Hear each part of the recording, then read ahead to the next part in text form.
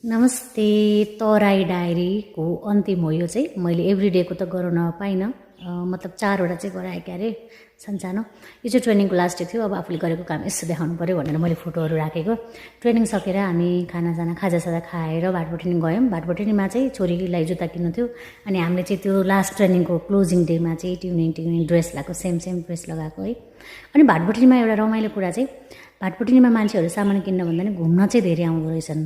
अनि त्यसमा पनि अझ धेरै मैले फिमेल र बच्चाहरूलाई देखेको थिएँ कि। अनि एकचोटि हामी जनकपुर गएको बेलामा चाहिँ मैले हस्पिटल जाँदाखेरि एकदम नयाँ लुगा गहना चिटिक्क पर गएको देखेर सोधेको थिएँ कि। सोद्धाखेरि उहाँहरूले के भन्नुभएको थियो भने, अब तराईमा त्यो पनि अलिकति गाउँतिर बस्ने महिलाहरूको चाहिँ बाहिर निस्किने कतै जाने भनेकै हस्पिटल जाँदा हुँदो रहेछ। अनि त्यो हुँदाखेरि चाहिँ उहाँहरूले नयाँ लुगा लाउने, आफूसँग गहना के छ त्यो लगाएर जानु हुँदो रहेछ कि। अनि त्यहाँबाट निस्केर हामी सिमराको लागि हिँड्यौँ। अनि बाटोमा हामी एकछिनमै हाम्रो ठ्याक्क पछाडि एउटा कार एक्सिडेन्ट भएको रहेछ यहाँनिर। अनि त्यो एकजना कि दुईजनाको त डेथ भएको थियो कि त्यो दिनमा। एयरपोर्ट आएपछि देखेको हामीले चाहिँ यो चाहिँ सूर्य नेपालको रहेछ। सूर्य नेपाल चाहिँ पूर्व राजा ज्ञानेन्द्रको रे। अनि सूर्य नेपालको स्टाफको लागि चाहिँ ठ्याक्क त्यसको अपोजिटमा अपार्टमेन्ट रहेछ। यस्तो दामी अपार्टमेन्ट है। हामी एकजना मान्छे भेट्न गएको थियौँ कि अघिल्लो दिन बेलुका। यस्तो राम्रो, मलाई त क्या मन पर्थ्यो। अपार्टमेन्ट देखेर सूर्य नेपालमा जागिर गर्न पाए नि हुन्थ्यो जस्तो फिल भइरहेको थियो है।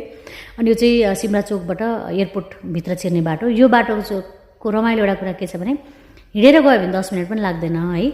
तर अटोमा गयो अथवा अटोमा एयरपोर्टबाट बाहिर निस्क्यो भने चाहिँ 100 रुपियाँ लिन्छ कि त्यहाँ बाहिर निस्केको। त्योभन्दा त बरु यसो नजारा हेर्दै हिँड्दै आएको फाइदा भयो नि त। हामीसँग स्कुटर थियो र स्कुटरमा आयौँ। अनि मेरो आजको प्लेन चाहिँ 1.5 घन्टा जति डिले भएको थियो। अनि त्यतिन्जेल हामी कफीसफी खायौँ। को पत्रकारको नेताहरूसँग पनि भेट भयो, गफसफ गऱ्यो होइन। अनि फाइनली प्लेन आयो। अनि आएपछि हुन त 15 मिनटको फ्लाइट हो, तर पनि अब त्यो डिले त यति धेरै हुने है। अनि बुधेयरमा थियो।